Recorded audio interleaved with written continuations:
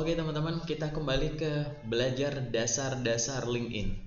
Nah, sekarang aku mau jelasin terkait dengan bagian yang beberapa tahun terakhir itu banyak yang nanyain. 2 tahunan terakhir lah, yaitu terkait dengan apa yang harus aku lakukan pada saat aku terpapar oleh suatu postingan.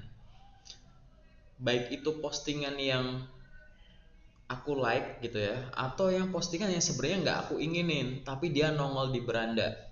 Nah, di sini aku mau jelasin terkait dengan postingan-postingan yang nggak sengaja nongol di beranda teman-teman gara-gara ada suatu aksi yang dilakukan oleh koneksi teman-teman. Misalkan teman-teman punya koneksi pertemanan dengan si A gitu ya. A itu first connection. Setelah itu kebetulan si A itu baca-baca tuh di feed ada apa, terus ada yang menarik, sama A di like, terus dia muncul tuh di beranda teman-teman gitu. Nah, pada saat muncul ini kan kemungkinan ada dua tuh, kita akan seneng sama kita nggak akan seneng gitu ya. Dia akan muncul di layar gitu. Nah, apa yang bisa kita lakukan terkait dengan postingan yang muncul di beranda kita? Gampang teman-teman. Di sini silahkan sebelum aku jelasin buka LinkedIn masing-masing. Oke? Setelah buka LinkedIn masing-masing, cek di bagian timeline. Pastikan ada postingan yang muncul gara-gara misalkan ada yang like. Jadi misalkan kayak siapa likes this gitu. Jadi di like, ada yang like, akhirnya muncul di beranda teman-teman. Nah, selanjutnya yang harus teman-teman lakukan adalah klik gambar titik gitu ya. Jadi kalau misalkan di feed muncul gitu akan ada titik 3 di dalam section postingan tersebut yang lokasinya di kanan atas. Silahkan diklik. Oke. Nah, setelah diklik, dia akan ada drop down banyak tuh, isinya macam-macam. Nah, aku pengen jelasin apa yang ada di dalam situ. Secara general dulu, nanti detailnya aku akan jelasin beberapa bagian di section lain. Aku jelasin satu-satu ya. Di bagian paling atas, dia ada pilihan namanya save. Nanti kalau udah diklik, suatu saat itu dibuka lagi namanya unsave. Save ini adalah kalau misalkan teman-teman pengen nge-save postingan tersebut gitu. Postingan ini akan muncul ke bagian save. Jadi misalkan aku mau baca ini bagus nih, tapi aku lagi nyetir, aku baca nanti wah ini bagus nih, aku lagi mau ada kelas, aku baca nanti Nah, itu bisa diklik bagian save tersebut. Save list nanti akan munculnya di my item. Kalau teman-teman ingat, my item itu cara ngeceknya adalah buka profil teman-teman, bukan feed ya, tapi profil. Nanti lihat di bagian atas tuh, teman-teman akan nemu my item di bawahnya intro kayak gitu. Jadi teman-teman akan nemuin, coba aku sambil buka di sini ya gitu. Jadi teman-teman kan pasti akan melihat bagian dashboard gitu. Di bagian dashboard, bawahnya dashboard itu ada 3, yang creator mode, terus ada yang network, terus my item. Nah, my item kalau diklik isinya tuh cuma 2, save item sama kalau misalkan teman-teman ada training kayak dari LinkedIn Learning yang belum kelar, dia akan ke save di situ. Nah, itu caranya untuk nge-follow up postingan gitu ya yang udah kita klik save. Kalau misalkan nggak mau di save ya di unsave saja gitu. Terus selain itu apa yang bisa teman-teman lakukan? Misalkan nih, postingan yang kebetulan diklik sama temanku selain di save yang tadi adalah ini postingannya menarik nih. Atau aku pengen posting juga ini nih, atau aku pengen nge-share ini di platform lain. Jadi ada pilihan copy link to post ya, biasalah ya kayak copy link aja gitu, misalnya buat di post di tempat lain. Pasti teman-teman tahu lah, aku nggak mau jelasin yang detail soal itu ya, kayak gitu. Terus misalkan ada embed this post, ya tau lah ya embed this post maksudnya kayak gimana gitu. Aku nggak mau jelasin juga, ini sama mirip lah ya kayak tadi yang copy link to post gitu. Jadi kalau misalkan teman-teman punya website terus mau masukin embed code gitu ya, masukin ke sana gitu, kopinya di situ.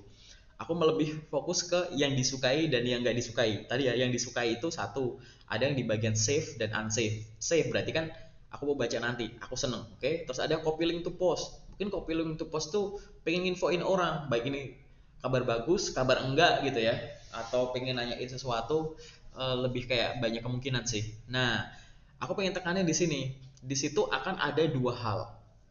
Ada hal yang bisa dilakukan misalkan ada postingan terus di like sama misalkan yang ngepost namanya A, yang nge-like namanya B gitu ya.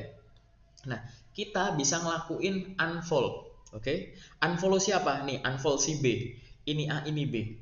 A bikin postingan, teman-teman nggak kenal sama siapa A, ada si B yang nge-like. Gara-gara si B nge-like dan si B itu teman kita, akhirnya kita ngeliat postingan ini. Nah, teman-teman bisa ngelakuin unfollow kepada si B. Oke, jadi kalau kita unfollow ke si B ini, teman-teman itu nanti akan apa?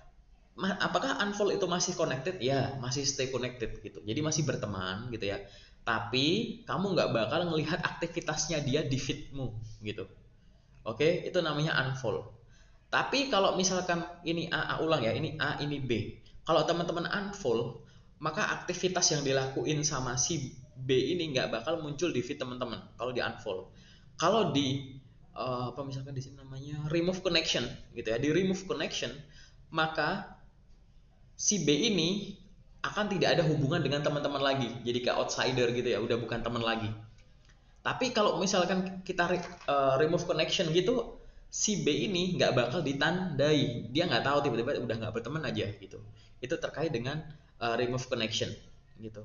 Nah, terus ini kan hubungannya sama si B nih. Ada si A, ada si B.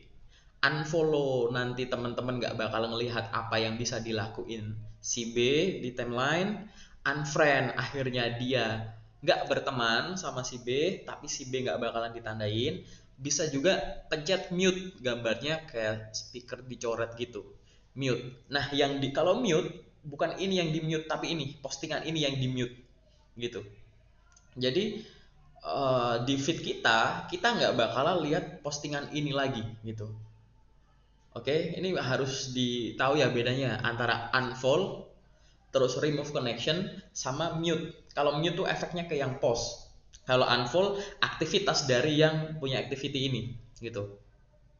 Terus ada lagi yang tulisannya tuh I don't want to see this. Itu saya tidak ingin melihat ini. Itu nanti ada alasannya teman-teman. Kalau mau aku jelasin, coba aku klik di sini ya. I don't want to see this. Nah, I don't want to see this tuh banyak pilihannya. Jadi kalau misalnya nanti diklik, itu nanti ada banyak yang nanti berujungnya pada report.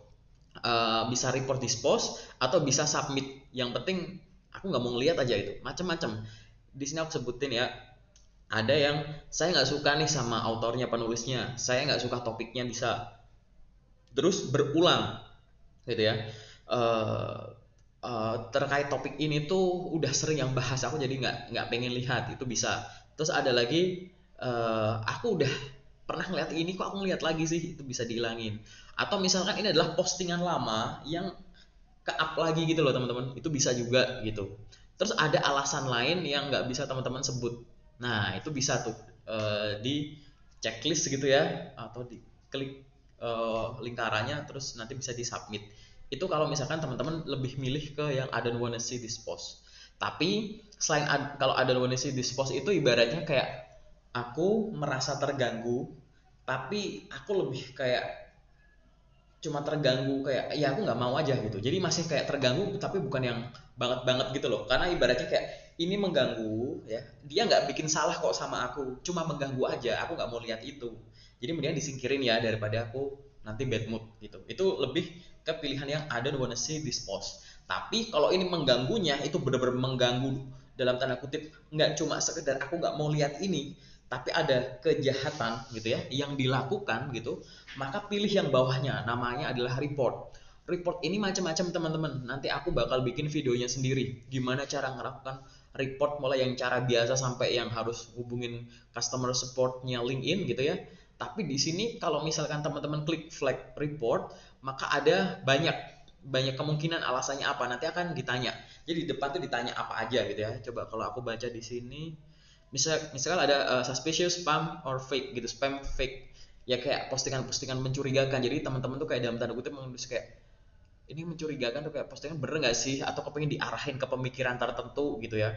Itu bisa tuh, atau berulang kayak spam terus gitu. Biasanya ini orang tuh kalau nge-spam tuh biasanya kalau lagi sosokan mau push konten, maaf ya itu yang rasa tersinggung, tapi ya akhirnya caranya salah gitu.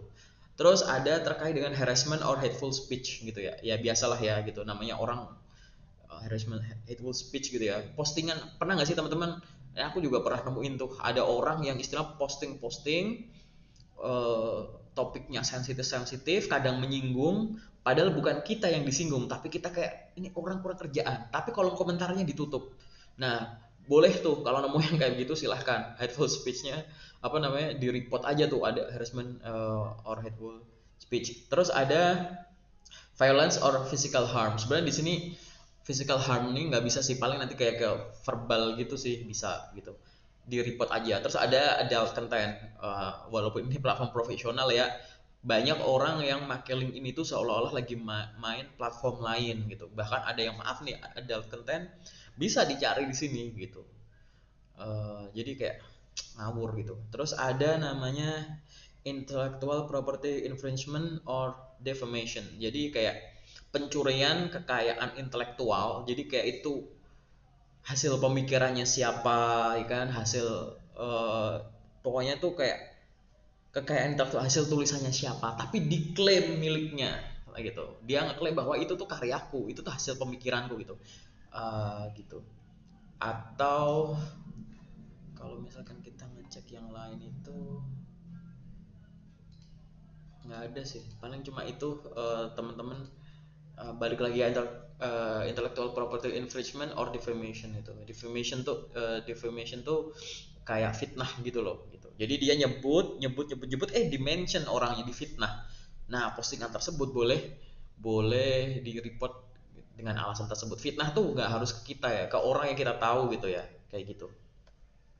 Terus habis itu, atau misal pilihan terakhir adalah aku nggak mau lihat postingan ini. Jadi kayak kalau levelnya itu mengganggu, tapi mengganggunya itu kayak aku nggak mau ada inilah gitu. Jadi berat kayak nggak terlalu menyinggung gitu ya, terkait dengan normal-normal tertentu atau kepercayaan tertentu gitu ya, atau sesuatu nilai-nilai yang positif yang dianut gitu. Biasanya orang lebih kayak I don't wanna see this post. Tapi begitu itu lebih kayak wah, dalam tanda kutip mengarah ke kriminal gitu ya, atau berlebihan, biasanya pilih report gitu. Jadi teman-teman boleh tuh ngeklik report kayak gitu.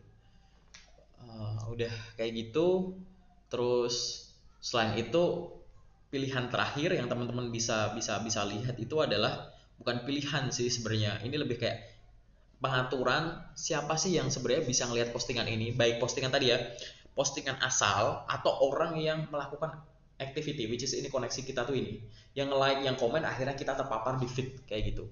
Nah, postingan ini tergantung settingannya. Settingan apa? Settingan orang yang ngepost ini gitu. Jadi misalkan ada siapapun, anyone, ya udah gitu, siapapun yang ada di LinkedIn, baik dia perlu login dulu atau nggak usah login gitu kan gitu. Terus ada juga postingan tuh anyone and Twitter. Jadi anyone dan Twitter itu tuh kayak ya udah orang-orang yang ada di Twitter gitu. Itu ada misalkan kayak di setting cuma koneksiku doang, di luar koneksi nggak lihat postingan ini, bisa nggak? Bisa gitu.